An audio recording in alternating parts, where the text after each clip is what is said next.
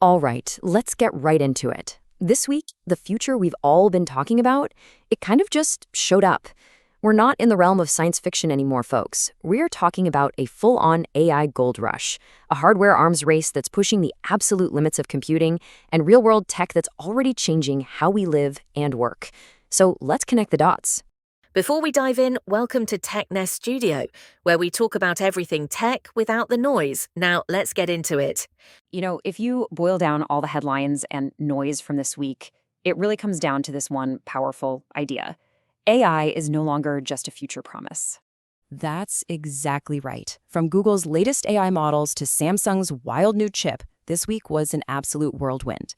In this explainer, we're going to connect all these seemingly separate events and show you how they're all part of one massive story. Okay, first up, the AI gold rush. And this isn't just about cool new tech. It's about a huge economic shift that's happening right under our noses, driven by software, stocks, and a totally new kind of strategic thinking. So, what's the biggest sign of this gold rush? Just follow the money. After a little bit of a cool down, investors are piling back into AI. We're talking about companies like NVIDIA, AMD, and Oracle.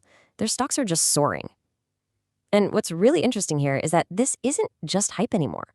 It's being fueled by real demand from actual businesses, bringing in real revenue and driving this massive expansion of the data centers that power our world. This gold rush has also totally flipped the script on the competition. I mean, just look at Google's latest updates to its Gemini AI models. The old race was all about bragging rights, who could build the smartest AI. Now, the game has completely changed. It's a race for pure efficiency, who's the fastest, who's the cheapest, and who can scale their tech for millions of users. It's a fundamental shift from raw power to real-world practical use.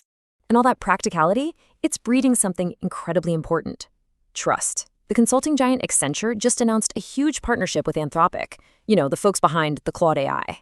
Now, why is this such a big deal? Because they're not just playing around with it. They are putting these AI systems into some of the most regulated industries out there, like finance and healthcare. The takeaway here is absolutely crucial. AI is now trusted enough to run mission-critical business operations. But look, all that incredible software is basically useless if it doesn't have the hardware to run on. And that brings us to the second major theme of the week, the global hardware arms race. Now, to really get what's going on here, you only need to understand one term: nanometer, or NM for short. Think of it like the pixels on your TV screen. The smaller the nanometer number, the more tiny transistors you can cram onto a single chip. And more transistors means more power and way better efficiency. Simple as that. And this week, Samsung made a gigantic leap forward, launching the world's first 2-nanometer chip. The advantage is just crystal clear. Smaller transistors lead to denser chips, which gives us a massive performance boost while using less power. We're talking about a future with way faster phones, batteries that actually last, and a whole new level of computing power. This is a true game changer in the global chip race. But, in a gold rush, not every prospector strikes it rich. While Samsung is pushing ahead, we're hearing reports that Meta is actually pulling back on its virtual reality hardware. It seems that after years of pouring billions into it, the slower-than-hoped-for sales and just the insane costs involved are forcing a big change in strategy. It's a really sharp reminder that in tech, even the giants have to pick their battles carefully. So we have a software boom and a hardware arms race. But what does all this high-tech stuff actually mean for you and me? Let's take a look at how these advances are showing up in the real world right now. This week alone gave us 3 incredible examples. First up, smarter entertainment.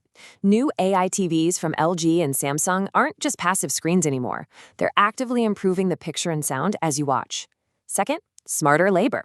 We're seeing robots that can now learn these complex, multi-step jobs that used to require a human. This could totally change everything from manufacturing to medicine. And third, smarter connections, thanks to new satellites that are expanding internet access to the most remote places on Earth.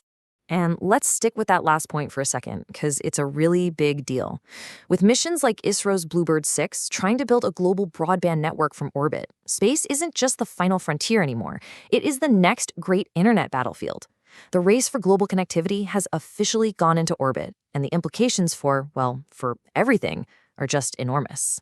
But all of this amazing innovation, it comes with a cost. And it's one we really can't afford to ignore anymore. we need to talk about the hidden environmental impact of this AI revolution. Yeah, all this progress is incredible, but what is the environmental price we're actually paying for it? Well, the reports that are starting to come out are painting a pretty sobering picture. A single large AI data center can consume as much electricity in 1 year as a small city. I mean, just think about that. The amount of sheer energy it takes to train these giant AI models is staggering.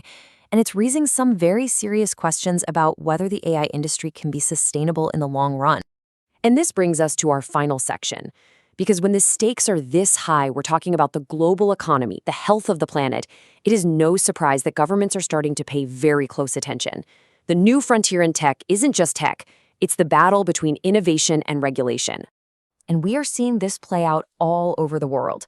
Governments are tightening restrictions on who can get their hands on advanced AI chips, basically creating a new front in a tech Cold War.